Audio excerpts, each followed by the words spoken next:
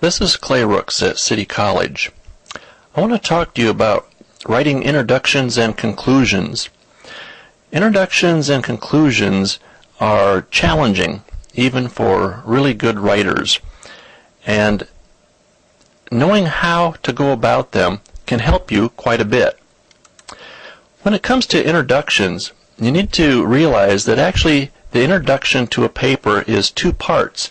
It includes the title as well as the introductory paragraph or paragraphs.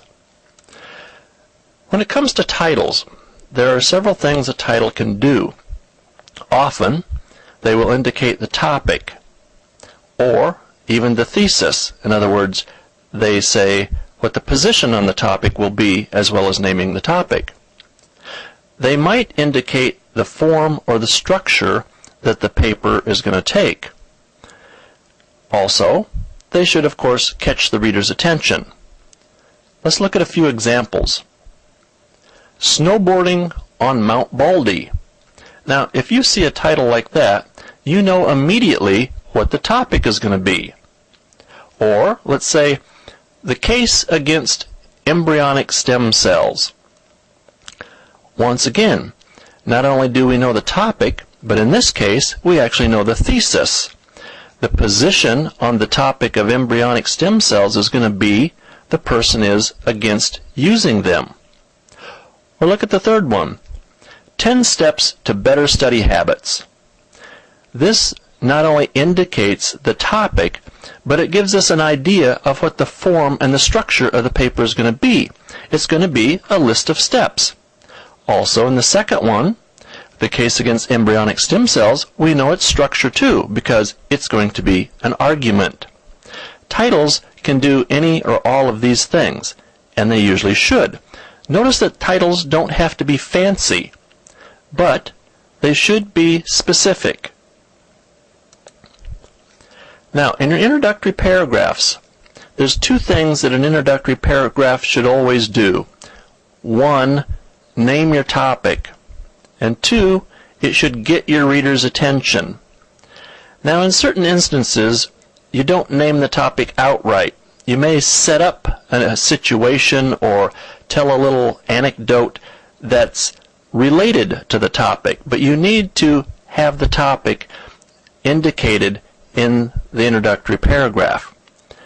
Optionally, you may state your thesis in an introductory paragraph. In other words, take your position on your topic, though this doesn't have to be in an introductory paragraph, but it often is.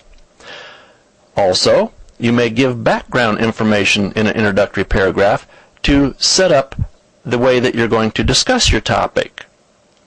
And also, your introductory paragraph may indicate the form or the structure that your discussion is going to take. For example, if you say, the following steps will show you, well then obviously I know that the structure of this paper is going to be a series of steps. Okay? Now, the key to a good introduction is know your thesis. Remember, a thesis tells me two pieces of information. One, it names the topic. Two, it tells me what is the position I'm taking on that topic. Remember the writing process that we've been learning. If you've done this preparation step ahead of time, it will help you a great deal, not only with writing your paper, but with doing your introduction. All right? Now, conclusions. Conclusions for some people are kind of tricky, but there's a few things that you can look at that conclusions can do. First of all, basically a conclusion needs to wrap up your thoughts about your topic. Often, they summarize your paper.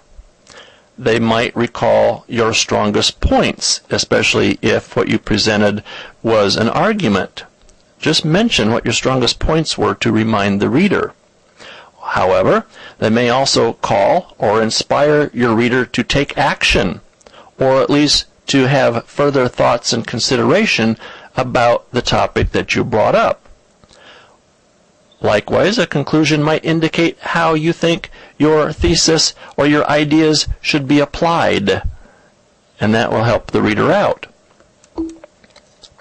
Now the key to a good conclusion is to know your purpose. If you've done your preparation steps ahead of time, you know that knowing your purpose is an important aspect of putting your paper together. To review this briefly, remember that the purposes that are most common that we look at are to inform, to explain, or to convince or persuade. Let's look at some examples of these to remind us. Example, all right, to inform people of the thrill of snowboarding on Mount Baldy, all right, or to explain the 10 steps to create better study habits, or to convince people that embryonic stem cells are not necessary for stem cell research. Now, if you look at all of these, if these purposes had been prepared ahead of time, then you know how to conclude your paper, because when you have fulfilled your purpose, then you conclude.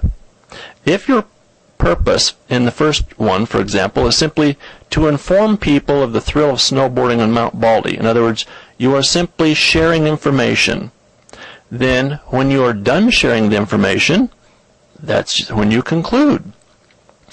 If it's a little more sophisticated, like the second one, in which you are to explain the 10 steps to create better study habits, when you have explained all 10 steps, that's when you conclude. And in the last one, an argument, to convince people that embryonic stem cells are not necessary for stem cell research. When you have put forth all of your points of argument, then you're ready to conclude. So in other words, when you fulfill your purpose, usually happens at the same time that you have used up all of your material, if you've done your preparation steps properly. So knowing your purpose is important in helping you come to your conclusion. So what do I want you to take away from this? All right, introductions. Remember, that includes the titles as well as the introductory paragraphs. The key to doing good introductions is to know your thesis. Conclusions should wrap up your thoughts. And the key to a good conclusion is to know what your purpose was and to make sure that you fulfilled it. Now, introductions and conclusions are still challenging.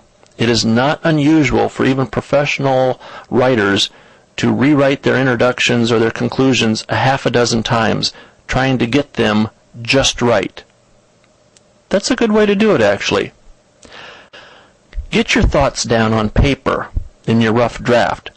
Then go back and rework that introduction. Go back and rework that conclusion until you get it as good as you can. When you do, that'll be as good as it'll be, and that's enough.